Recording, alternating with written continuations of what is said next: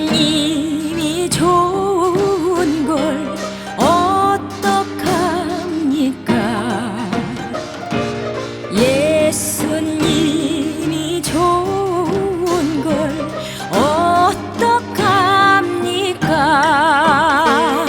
세상의 어떤 것도 바꿀 수 없네.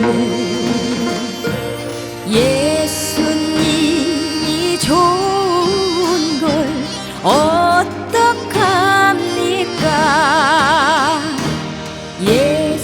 예수님이 좋은 걸 어떡합니까?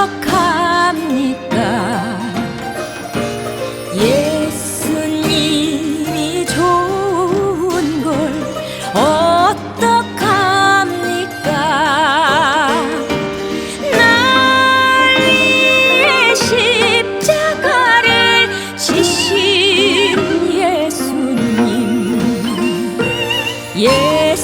예수님이 좋은 걸 어떡합니까?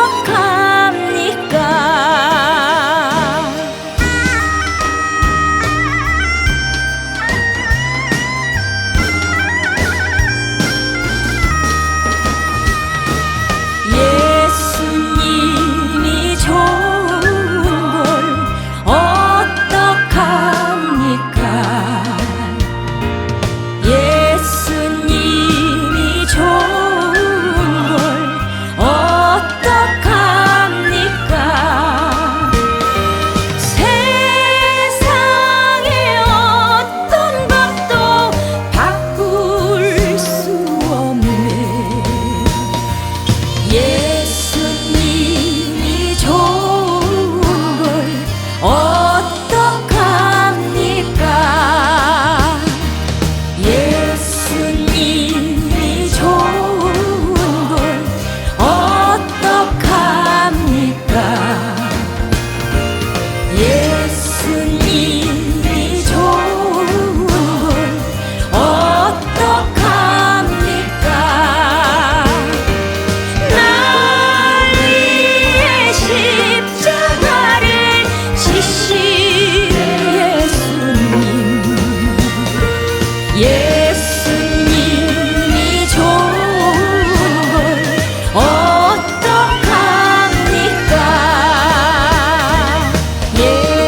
예수님이 좋은 걸 어떡합니까?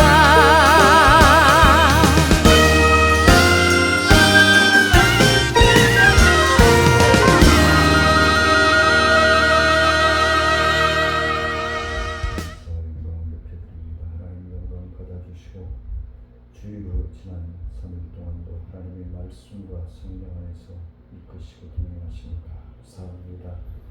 장막임을 인하여서 또한 더위로 인하여서 건강과 믿음의 삶을 상하지 아니하도록 강건함으로 하나님의 말씀의 능력과 성령의 충만함으로 승리할 수 있도록 하나님 붙들어 주시고 인도하여 주옵소서. 이 시간에도 병상에서 초소에서 하나님 삶의 터전에서 하나님 앞에 예배드리는 모든 심령들 위해 주의 구원의 은혜와 치유와 회복의 역사가 충만하고 넘쳐나게 부족한 것들을 인도하여 주옵소서. 수요 예배를 통하여 영광 받아주시기를 원하고 예수님의 이름으로 감사하며 기도드리옵나이다. 찬송가 421장 드리시겠습니다.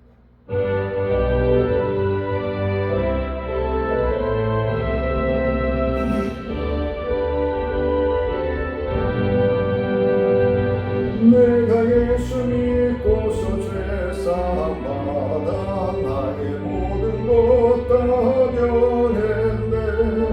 지금 내가 가는 길 전국이 주의 피로 내 죄를 씻겼네. 나의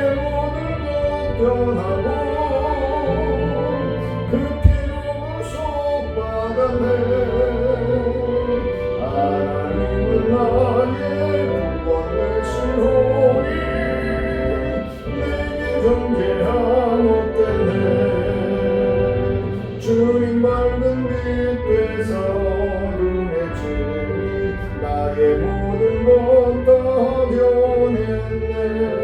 지금 내가 주 앞에 온전케 되는 주의 공로를 의지함일세.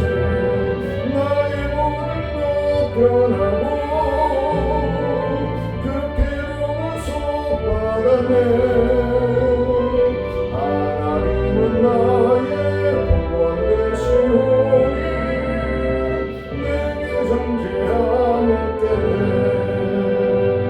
내게 성령 힘하고 그 크신 사랑 나의 마음에 가득 채우며 모든 공포에게서 물리치시니 내 맘 항상 주 안에 있겠네. 나의 모든 것 변하고 그 피로 구속받았네. 하나님은 나의 구원 되시오니 내게 정죄함없겠네.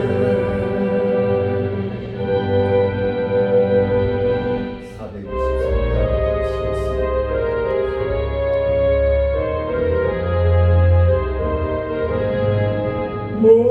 무엇보다도 더 검은 죄로 물든 마음이 길보다 더 이게 깨끗하게 씻겼네.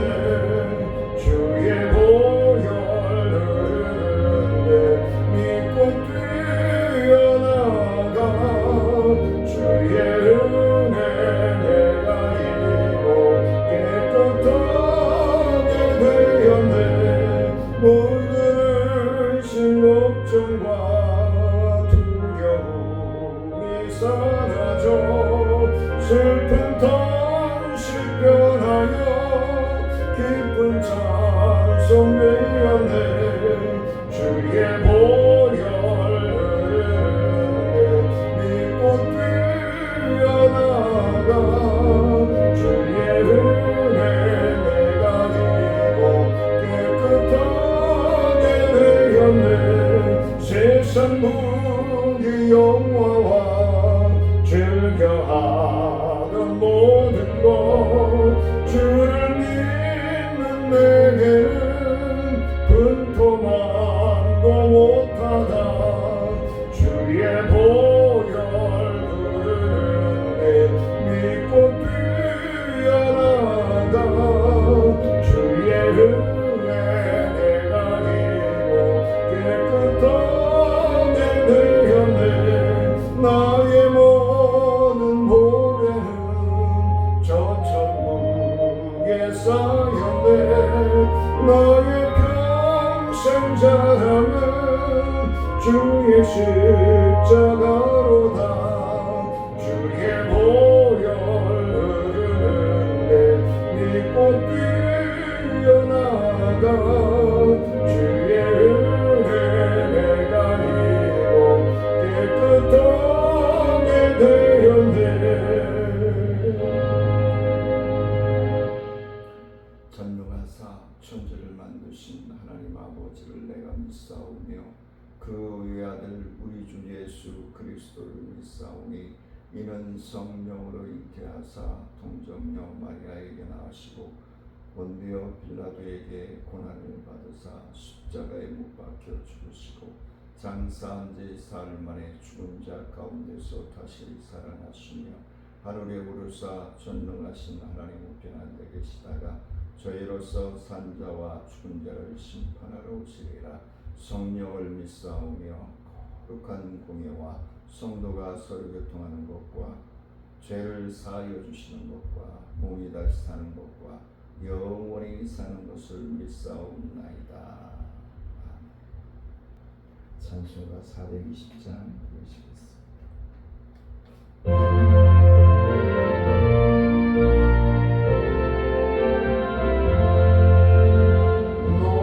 성결길 위에 늘 기도하며 너 주 안에 있어를 성경 보고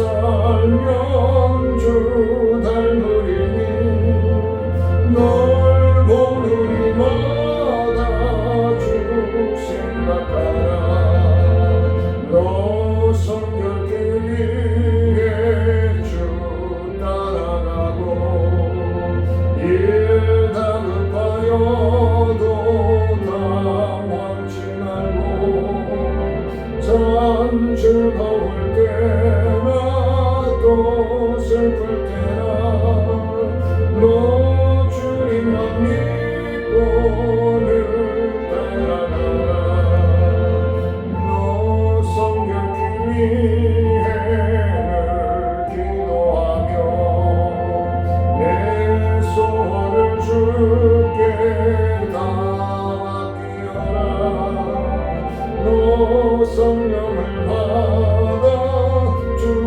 섬겨 살면 저 천국에 가서 더 잘 섬기리 하나님의 말씀 봉독해 드립니다. 마태복음 5장 27절로 32절 말씀 함께 올리도록 하겠습니다. 또 가늠하지 말라 하였다는 것을 너희가 들었으나 나는 너희에게 이르노니 음욕을 품고 여자를 보는 자마다 마음에 이미 가늠하였느니라. 만일 내 오른 눈이 너로 실족하게 하거든 베어 버리라. 내 백체 중 하나가 없어지고 온 몸이 지옥에 던져지지 않는 것이 유익하며 또한 만일 내 오른손이 너로 실족하게 하거든 찍어내어 버리라. 내 백체 중 하나가 없어지고 온 몸이 지옥에 던져지지 않는 것이 유익하니라. 또 일러스되 누구든지 아내를 버리려거든 이혼 증서를 줄 것이나 하였으나 나는 너희에게 이르노니 누구든지 음행한 이유 없이 아내를 버리면 이는 그로 가늠하게 하며 또 누구든지 버림받은 여자에게 장가드는 자도 가늠함이니라. 요즘 나라를 좀 떠들썩하게 망신스럽게 하고 있는 뉴스를 많이 접하게 되죠. 창피한 일이고 이게 조금 잠잠할만하면 하나씩 터지네요. 그래서 오늘 믿음의 온전한 생활 시리즈를 하면서 오늘은 가늠하지 말자, 가늠하지 말라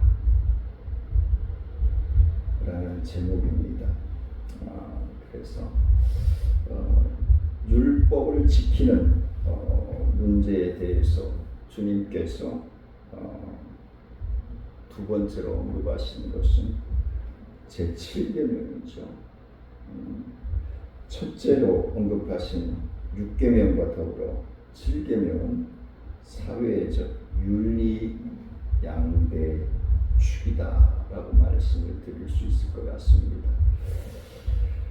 제 계명 6계명은 성에 관한 율법으로 기록되어 있죠. 그래서 구약에서 출애굽기 20장 14절 말씀, 신명기 5장 18절 말씀에 보면 또 가늠하지 말라 하였다 하는 것을 너희가 들었으나 그랬습니다. 그래서 구약 성경에서 간음죄는 이스라엘이 멸망한 양대 범죄에 해당이 되었습니다. 꼭 노아의 심판 때도 그랬고 소돔과 고모라 성을 유황불로 내려 심판할 때도 그랬고 이 성적인 문란, 성적인 타락을 통해서 임하였다라는 사실이죠. 하나님의 심판한 첫 번째는 우상을 숭배하고 나 외에 다른 신을 섬기지 말라 하신 그 말씀을 어기고 우상을 숭배하는 자이고, 두 번째는 간음죄입니다. 물론 우리나라 법에서는 간음죄가 없어졌다라고 얘기를 하고 있습니다만 우상 숭배와 간음죄는 영적으로 같은 그 의미를 띠고 있는 것이 아닐까라는 그런 생각을 가지게 됩니다. 왜냐하면 한 남편을 배반했다라는 점에서 같은 맥락을 가지고 있다라고 얘기할 수 있겠습니다. 그래서 신약 성경에서 그리스도는 교회의 남편으로 비유되고 있습니다. 에베소서 5장 22절로 24절에서 분명하게 말씀하고 있습니다. 간음죄는 그 파괴적인 영향력이 죄인 살인죄보다 더합니다. 살인죄는 한 사람의 생명을 빼앗지만 간음죄는 아주 많은 사람들을 지속적으로 불행하게 만들고 그 집안을 힘들게 만들죠. 고통스럽게 만들죠. 평생 그 트라우마를 가지고 살아가야 될 일일 수도 있습니다. 간통은 대부분의 가족 해체로 이어지기도 하죠. 많은 인간관계를 파괴하기도 합니다. 배우자를 아프게 하는 것은 물론이고 자녀들에게 방황하게 만드는 길이 되기도 합니다. 여러 이웃을 난처하게 만들기도 하고요. 그리고 배우자와의 신뢰 박살나는 거죠. 신의를 깨트리는 것. 나아가서 모든 사회적인 약속을 깨는 지름길이 바로 한 가정을 파괴하는 것, 성적인 문란으로 들어가는 것을 말씀을 드리고 싶습니다. 왜냐하면 결혼은 최고의 사회적인 약속이며 그 약속이 지켜질 때 행복이고 그 약속이 지켜지지 아니할 때 불행과 좌절과 죽음이라는 것입니다. 간음죄에 대한 처벌은 엄중하죠. 성경은 간음죄를 살인죄와 같이 중죄로 처벌하도록 기록하고 있습니다. 예레미야서 20장 10절 말씀에 보니까 누구든지 남의 아내와 간음하는 자 곧 그의 이웃의 아내와 간음하는 자는 그 간부와 음부를 반드시 죽일지니라.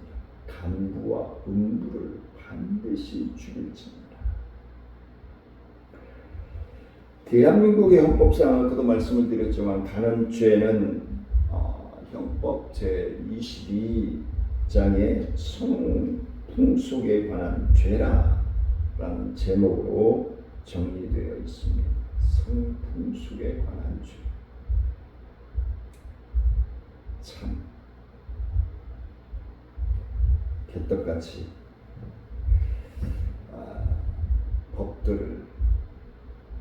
법을 가지고 정의를 가지고 장난치고 있어요. 여기에는 간통, 음행, 매매, 음화, 반포, 음화, 제조, 공연, 음란 등의 죄목이 있습니다. 간통에 대해서는 다음과 같이 규정하고 있습니다. 배우자 있는 자가 간통한 때는 2년 이하의 징역에 처한다. 그와 상관한 자도 같다. 형법 제 241조 1항. 전항의 죄는 배우자의 고소가 있어야만 한다. 단 배우자가 간통을 종용 또는 유서한 때에는 고소할 수 없다. 형법 제 241조 2항. 대한민국의 형법에서는 간통죄를 친고죄로 규정하고 있습니다. 친고죄. 피해자가 고소를 해야만 공소에 제기할 수 있는 범죄이다. 어떻게 보면 간통죄를 가볍게 취급하는 것 같습니다. 이렇게 된 이유는 성과 관련된 개인의 권리를 최대한 보장하는 쪽으로 가는 것이 세계적인 추세이기 때문에 그렇다라고 이야기를 합니다. 그러나 세상 법의 처벌이 약하다고 하나님의 자녀들이 하나님의 계명을 의미가 약화되어서는 아니 된다는 겁니다. 더 강하고 더 철저하게 지켜져야 하는 것입니다. 강단에서 하나님의 말씀을 강론하며 선포하는 심령들이 죄악의 구렁텅이에 빠져서 우적거리고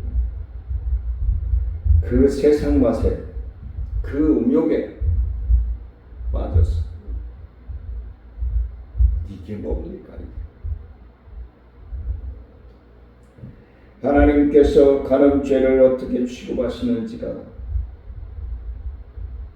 더 중요합니다. 더 중요하게 여겨야 됩니다. 세월이 지났다고 하나님께서 간음죄를 가볍게 취급하시지는 않는다는 거예요. 인간들의 편의에 의해서 자기들이 빠져나갈 구멍을 찾기 위해서 지난주에도 말씀을 드렸습니다. 나라를 건강하고 정직하고 올바르게 세우라고 국회로 보내놨더니 싸움질이나 하고 있고 지 유익이나 찾고 있고 나라를 위해서 백성들을 위해서 희생하겠다고 선거 때는 나와서 크진 소리를 다 하고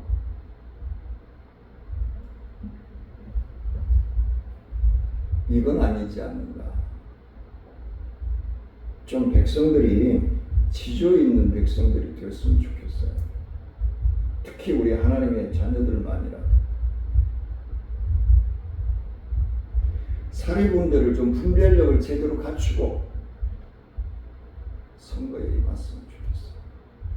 그리고 또한 더러 삶을 살았으면 좋겠어요. 그게 하나님의 명령이고 하나님의 계획입니다. 하나님의 계획 따라 살아가야 되는 것이 하나님의 자녀들의 삶이에요. 하지 않겠습니까?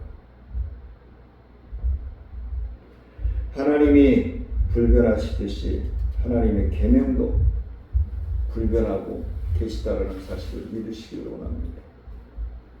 주님께서 말씀하신 간음죄에 대한 처벌의 강도는 아주 높습니다.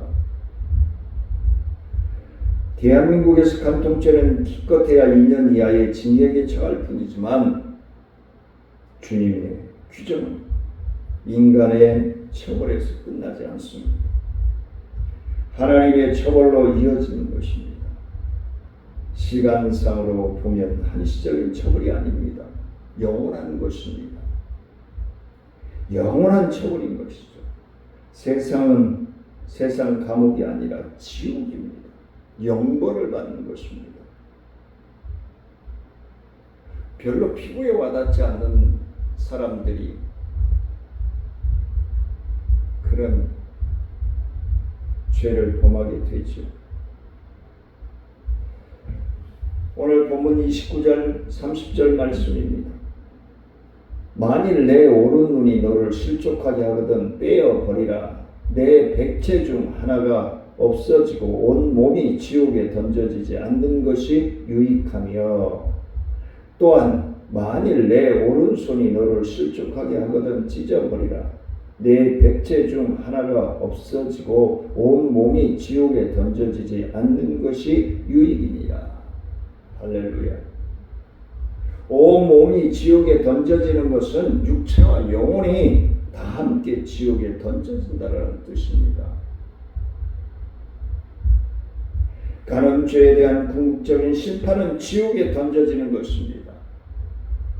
간음죄는 천국에서 결코 용납될 수 없는 범죄인 것입니다.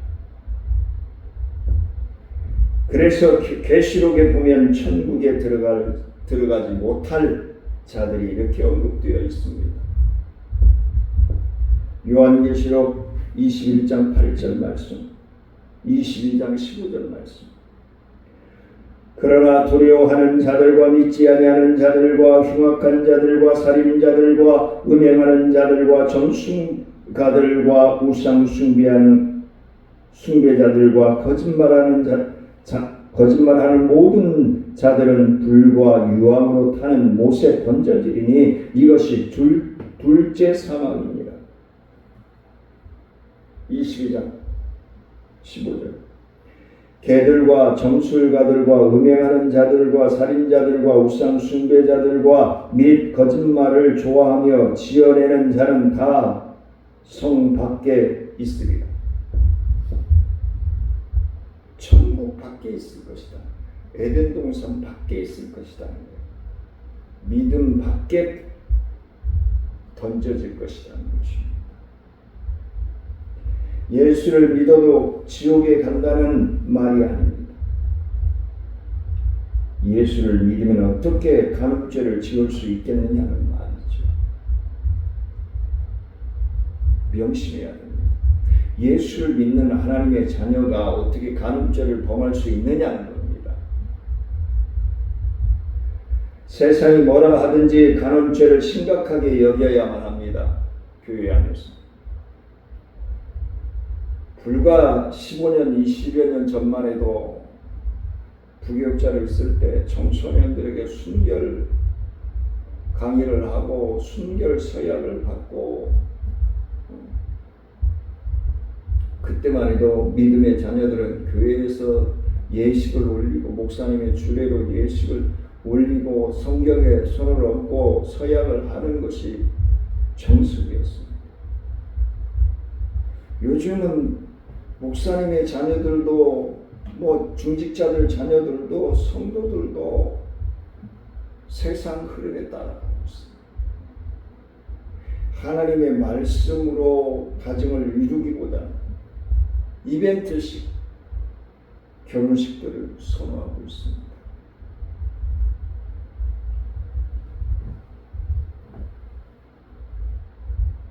순결 서약을 학생들이나 청년들에게 순결 서약을 하고 특강을 하고 할 때만 해도 기독교의 이혼율이요 세상 이혼율의 5분의 1 정도뿐이 안 됐습니다. 근데 지금 기독교의 이혼율이나 세상의 이혼율이 같이 가요. 이건 무언가 문제가 있지 않습니까? 하나님이 살아계시다라고 믿고 있는 사람들의 삶이 하나님의 자녀로서 변화받은 신분이 마귀의 자녀에서 하나님의 자녀로 변화된 신분으로 살아가야 되는데 아직도 마귀의 자녀로 살아가고 있다. 그렇다면 구체적으로 들어가 볼까요? 우리 주님은 빛과 소금, 빛과 소금의 삶을 살으라고 했는데 빛과 소금은커녕 하나님의 진노를 피할 수 없다는 거예요. 하나님의 진노를 받고 복을 누릴 사람은 세상에 없을 것입니다. 정신 똑바로 차려야 됩니다.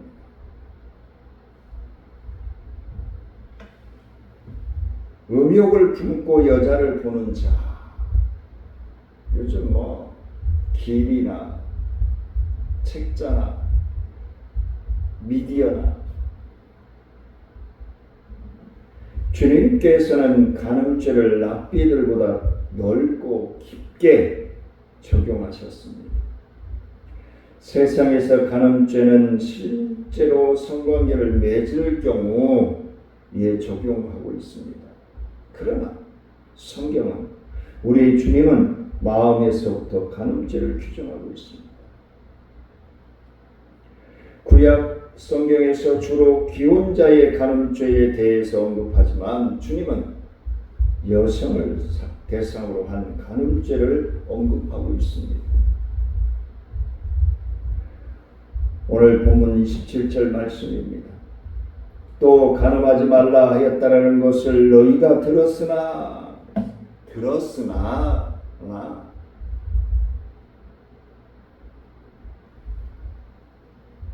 들었지만 그대로 지켜 행하지 않고 있다는 것이죠. 음욕을 품고 여자를 보는 자를 지적하면은 여인을 욕망으로 바라보는 자를 이야기하고 있는 겁니다. 요즘 섹시라고 하는, 남성에게도 섹시하다, 여성들에게도 섹시하다라고 표현을 합니다만, 이 표현을 조금 심각하게 고민해야 되지 않을까 싶어요. 성경적으로. 되게 섹시하다는 것이 뭐예요? 좀 속살이 보이고 늘씬늘씬하고 남자들 같은 경우는 우람하고 근육질의 남자들 보고 섹시하다고 하죠. 옷을 다 입고 걸어가는 모습을 보고 섹시하다고 하는 건 남성들에게는 해당이 안 될 것이고 여성들에게는 간혹 그러죠. 근데 우리 주님은 그러한 것이, 그러한 시각, 그러한 생각조차도 가능한 것이다 라고 말씀하고 있습니다. 여자를 보고 음욕이 생긴다는 것이 아니면 본래부터 음욕을 품고 여자를 바라본다는 것일까? 그게 그것이 아닐까? 예전에 개역 한글판에서는 여자를 보고 음욕을 품는 자마다로 번역되어 있습니다. 개역 개정판에는 음욕을 품고 여자를 보는 자마다로 기록되어 있습니다. 제가 볼 때에는 후자의 의미가 더 강하지 않을까. 본래부터 여자를 음욕해 눈으로 바라보는 것을 말하고 있는 것이 아닙니다. 그렇지 않으면 바라볼 필요도 없죠. 그렇죠? 어쨌든 결과적으로 같은 것이죠. 여자를 성욕의 대상으로 봤다는 점입니다. 본문에서 특이한 것을 발견하셨나요? 주로 남성을 향하여 말씀하고 있다는 것입니다. 오늘 본문 말씀을 통해서 성범죄의 주범인 남성들이 많이 있다는 거죠. 근데 제가 볼 때는 80년대, 90년대까지만 해도 남성들이 오히려 성범죄자들이 많았어요. 근데 2000년대 들어서면서 여성들이 더 적극적이고 쾌락적이고 그런 모습들이 미디어를 통해서 보여주고 있습니다.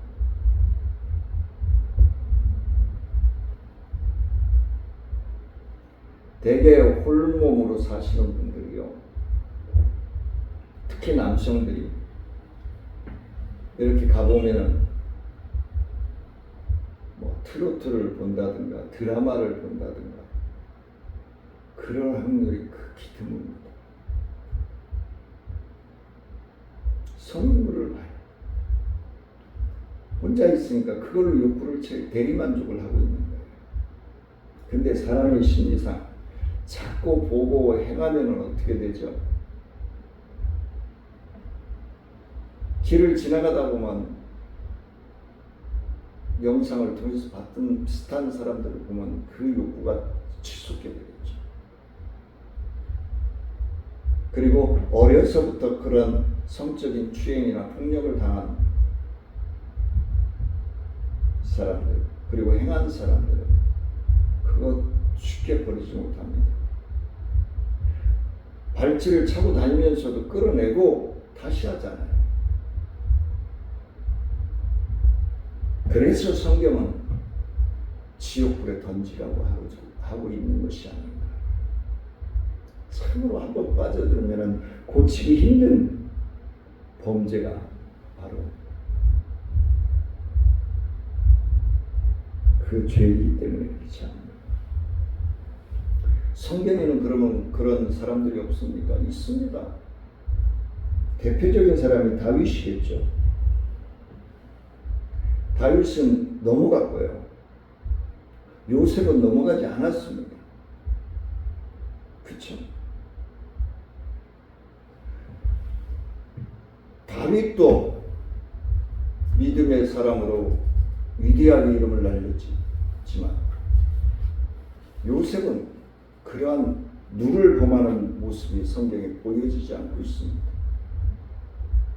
그럼에도 다윗이 인정받는 것은 뭐예요? 철저하게 회개하고 옷을 찢고 회개하고 통회하고 자룩하고 하나님의 뜻, 하나님의 섭리하신 가운데서 회개할 줄 아는 사람이기 때문에 하나님 그의 뿌리에서 예수 그리스도가 나게 하신 것입니다. 물론 요셉도 그의 선조입니다. 욕망을 우리는 통제할 줄 알아야 돼요. 분별할 줄 알아야 돼요. 제어할 줄 알아야 돼요. 욕망을 통제하지 않을 때는 범죄가 일어나게 되어 있습니다. 소욕을 통제하지 않으면 절도와 강도의 범인이 되어질 확률이 높습니다. 명예욕을 통제하지 않으면 부정부패자가 될 확률이 높습니다. 성욕을 통제하지 않으면 성범죄자가 될 확률이 높습니다. 성욕 자체가 나쁜 것이 아니지만 가장 성경에서 보면 이 성은요 가장 순결하고 가장 정직하고 가장 투명하고 그 결과가 행복인 거예요. 그 결과가 대의 열매이고 축복이고 기업인 거예요. 근데 세상에서 이 성을 더럽고 추잡하고 그렇게 만들고 있어요. 그러면 목사가 성도들이 그런 짓을 한다는 건 뭐예요? 알아서 판단하시리라 생각합니다. 성관계가 없다면 자녀를 낳지 않을 것이고 자녀를 낳지 않으면 인류는 멸망합니다. 지금 뭐 1억씩 중에 뭐 어찌고 하잖아요. 출산 장려한다고. 79년도에요.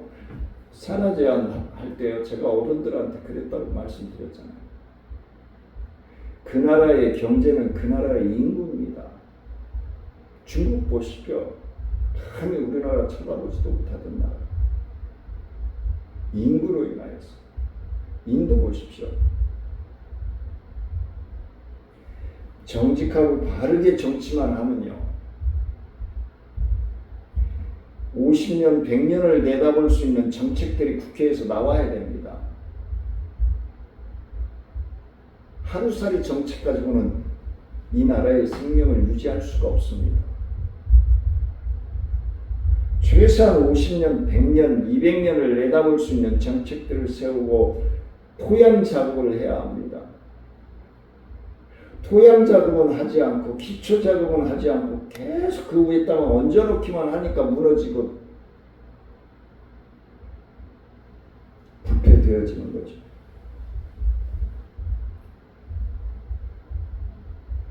성을 나쁘게 표현하는 것 세상입니다.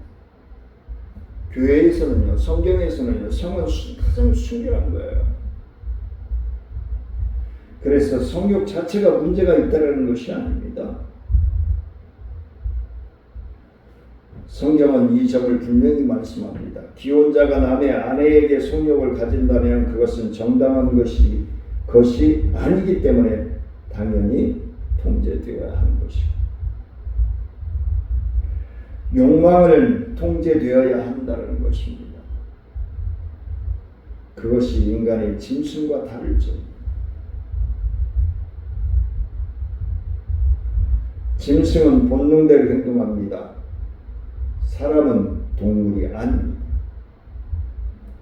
영혼이 있습니다. 그러므로 영혼을 가진 자답게 영적으로 살아가야 하는 것입니다.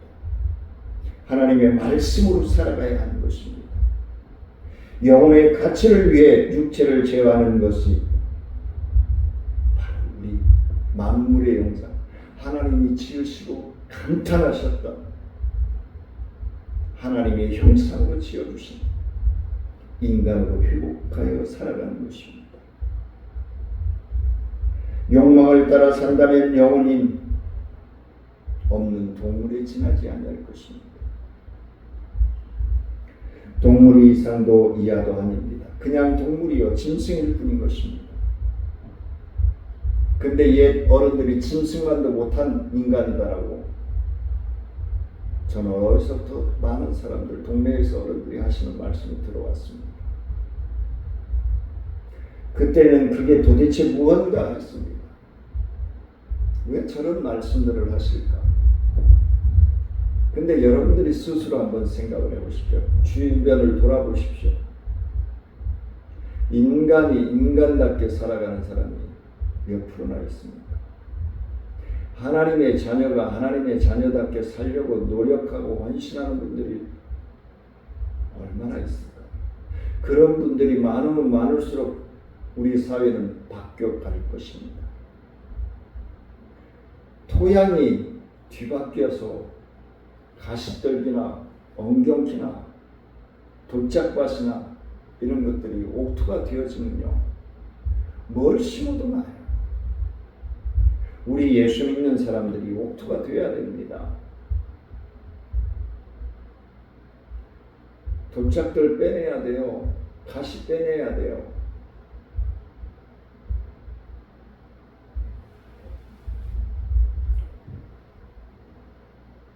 이러한 환경 속에서 우리는 결혼을 하고 자녀를 낳고 가정생활을 하고 행복을 완성해 가야 되는 소명을 가지고 하나님의 자녀로 우리는 살아가는 것입니다. 당연히 성욕을 통제하고 제어하지 않으면 큰 일이 벌어집니다. 성욕은 폐기처분해야 할 대상이 아니라 제어해야 될 대상이라는 사실입니다. 이 점에서 사도 바울은 이렇게 말씀합니다. 디모데전서 5장 2절로 4절 말씀, 3절 말씀에서 늙은 여자를 어미에게 하듯 하며 젊은 여자를 일절 깨끗함으로 자매에게 하듯 하라. 참 과부인 과부를 경대하라. 성욕은 함부로 실행해 옮겨야 될 욕망이 아닙니다. 절대 절제되어지고 통제되어야만 하는 욕망인 것입니다. 성욕을 통제해야 합니다. 어떻게? 인간의 힘으로는 불가능하죠. 성령의 충만함으로, 말씀과 성령의 충만함으로, 성령의 도우심을 받음으로 우리는 해결할 수 있을 것입니다. 마지막으로 드릴 말씀은 성범죄를 치유하는 방법입니다. 어떻게 하면 성범죄를 고칠 수 있을까요? 성령의 도우심을 받아야 합니다. 그러면서도 주님께서 우리에게 단단한 결단을 요구하고 계십니다.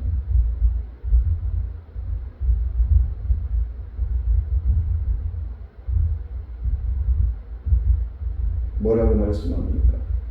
오늘 29절로 30절 말씀입니다. 만일 내 오른 눈이 너로 실족하게 하거든 빼어버리라. 내 백체 중 하나가 없어지고 온몸이 지옥에 던져지지 않는 것이 유익하며, 또한 만일 내 오른손이 너로 실족하게 하거든 찍어 내버리라. 내 백체 중 하나가 없어지고 온몸이 지옥에 던져지지 않는 것이 유익입니다. 첫 번째는 눈을 빼어버리라는 것입니다. 눈알을 뽑아버리라는 것입니다. 벗은 여자들이 사방에 있으니 안 보고 살 수 없는 노릇이 아닐까라고 얘기합니다. 그렇다고 벗은 사람을 보고 벗지 말라고 할 수도 없는 것입니다. 그것이 세계적인 추세인데 어쩔 도리가 없겠죠. 극단적으로 보수적인 유대인들 중에도 자기 부인의 머리를 빡빡 깎아놓는 경우가 있었다고 합니다. 지나친 성욕을 통제하기 위해 부인의 머리털을 밀게 만듭니다. 우리나라에서는 이제 의처증이라고 우부증이라고도 하고 그렇죠. 자기 욕망을 통제해야지 왜 남의 머리털을 깎습니까? 지지리도 못난 것이죠. 문제점이 내게 있는 만큼 내 눈을 뽑는 것이 바른 처방일 것입니다. 그렇다고 당장 외과 수술을 받으라는 말은 아닙니다. 성범죄가 들어오는 길목은 눈으로 보는 것이죠. 먼저 눈으로 보는 길목을 찾아라는 뜻입니다. 보이는 것이 어쩔 수 없지만 일부러 볼 필요는 없다는 것입니다. 특히 젊은이들은 성에 대한 호기심이 많습니다. 성범죄는 아주 부도덕한 범죄라는 사실을 알면서도 빠져듭니다. 상처를 주고 고통을 주는 것인지 알면서 빠져듭니다. 본인의 의도에 좌우되는 범죄에 통제해야 합니다. 이런 말이죠. 장발장은 배가 고파서 빵을 훔쳤다라고 얘기합니다. 그건 생계형이죠. 근데 성범죄는 생계형이 아닙니다.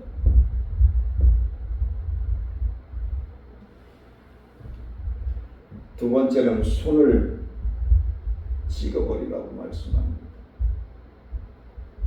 눈으로 보는 것은 마음으로 음란을 생각하게 합니다. 음란을 품게 합니다. 그 생각을 행동으로 옮기는 것은 손입니다. 손을 행동의 상징입니다. 음란한 마음을 통제하고 행동을 옮기지 못하도록 손을 막아야 한다는 것입니다. 아까 요셉에 대해서 말씀드렸죠. 요셉은 인간적으로 보면요, 요셉은 대박을 거절한 겁니다. 세상적으로 볼 때. 왜? 주인 마님이 유혹한, 우리나라 말로 얘기하면 주인의 부인이 요셉을 유혹합니다. 따라다니면서 유혹합니다. 급기야는 요셉의 옷자락까지 자르면서 모함해서 꼼짝 못하도록 만듭니다. 감옥살이를 시킵니다. 근데 살아계신 우리 하나님은요, 그 감옥살이를 통해서 요셉을 풀어줄 길을 열어가신 분입니다. 왜? 하나님이 신뢰하는 자녀이기 때문에, 하나님의 말씀에 의하여서 살아가는 자녀이기 때문에 하나님이 지키시고 하나님이 보호하시고 함께하여 주신다는 사실입니다. 이게 결론입니다. 다윗같이 범죄에 빠지지만 요셉처럼 지혜롭게 믿음으로 하나님을 신뢰하고 이겨나가고 승리하는 사랑하는 성도님들과 저희의 사역, 주님 날아가는 날까지 이 변치 않는 믿음으로 승리할 수 있기를 주의 이름으로 축원을 드립니다. 은혜로우신 아버지 하나님, 감사와 영광을 높여드립니다. 하나님 영광 받아주시고 주의 그 신뢰와 능력의 역사하신 가운데 충만하고 넘쳐나게 부족함이 없도록 인도하여 주옵소서. 세상에 많은 유혹들이 있습니다. 물질의 유혹도 있고 명예의 유혹도 있고 환경과 문화의 유혹도 있습니다. 우상 숭배 다음으로 음욕을 심판의 대상으로 삼으셨습니다. 주님, 진정 하나님의 자녀로서의 삶을 살아가기가 힘들지만 그러기에 천국문은 좁고 협착하다고 했습니다. 오직 주님만을 바라보고 성령의 도우심을 받아 세상 유혹으로부터 성욕으로부터 물리치고 요셉과 같이 승리함으로 하나님께 영광 높여드리고 하나님의 나라의 확장을 도모하는 사랑하는 성도님들과 부족한 종의 사역이 되어질 수 있도록 축복하여 주옵소서. 감사를 드리며 예수님의 이름으로 기도드리옵나이다. 아멘. 하늘에 계신 우리 아버지여, 이름이 거룩히 여김을 받으시오며 나라의 마옵시며 뜻이 하늘에서 이루어진 것 같이 땅에서도 이루어집니다. 오늘날 우리에게 일용할 양식을 주옵시고 우리가 우리에게 죄 지은 자를 사하여 준 것 같이 우리의 죄를 사하여 주옵시고 우리를 시험에 들지 말게 하옵시며 다만 예수 구하옵소서. 대개 나라와 권세와 영광이 아버지께 영원히 있사옵나이다. 아멘. 더위 가운데 또 장맛비 가운데 안전하고 건강하고 승리하시기를 원합니다. 사랑하며 축복합니다.